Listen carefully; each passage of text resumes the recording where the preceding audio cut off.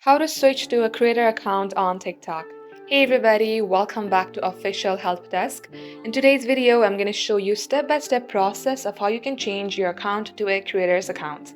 So without any further ado, let us jump right into the process. Head over to your TikTok application.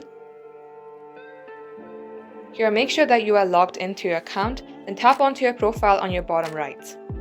So the account that you currently have is your creator account, and you can access your creators tool by tapping on the three-bar icon on your top right and tapping on the creator tools.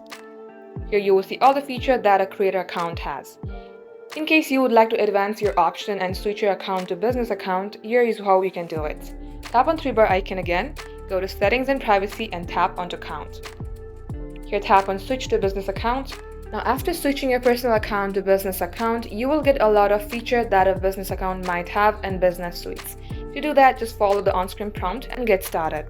So that is all for today's tutorial. If you would like to see more videos on this topic, then do comment down below and we will get back to you soon with more tutorials like this. In the meantime, what you can do is like this video and subscribe to our channel.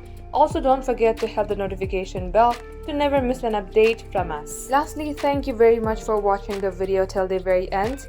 We will catch you up in our next upload.